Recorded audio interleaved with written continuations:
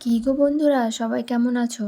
আজকে আমরা কথা বলবো কিভাবে টমেটো আর ধনেপাতা দিয়ে খুব সহজেই আমরা ঘরে টক ডাল বানিয়ে নিতে পারি। তার জন্য আমাদেরকে কিছুটা ডাল জলের মধ্যে দিয়ে ভালো করে ধুয়ে নিতে হবে। তারপর কড়াইতে কিছুটা জল দিয়ে জলটা যেই গরম হয়ে যাবে তার মধ্যে আমরা ডালটা ভালোভাবে ঢেলে দেব। এবার ঢেলে দেওয়ার পর ডালটা সিদ্ধ হতে থাকবে।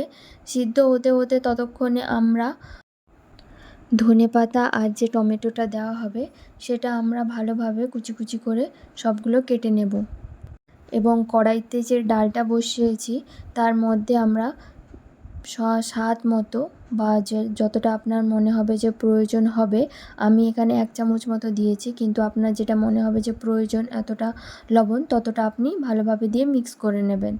এবার মিক্স হয়ে যাওয়ার পর যখন আপনি দেখবেন যে আপনার ডালটা সিদ্ধ হয়ে গেছে, সিদ্ধ হয়ে যাওয়ার পর আপনি ডালের মধ্যে যে কেটে রাখা যে আমরা টমেটোটা নিয়েছিলাম ওই টমেটোটা আমরা ডালের মধ্যে ছেড়ে দেব। এবার দেখতে পাচ্ছেন কী করে আমি ছেড়ে দিলাম। ছেড়ে দেওয়ার পর দেখবেন যে ডালের কালারটা আস্তে আস্তে চেঞ্জ হয়ে যাবে।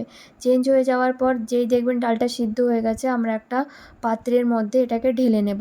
ঢেলে নেওয়ার পর আমরা কড়াইতে কিছুটা কাঁচা সরিষার তেল নিয়ে নেব এবং কিছুটা কালো সর্ষে এবং দুটো আমি শুকনো লঙ্কা নিয়ে নিয়েছি। এবার শুকনো লঙ্কাটা কড়াইয়ের মধ্যে দেওয়ার পর আমি কালো সরিষাটাও ওর মধ্যে দিয়ে দেব।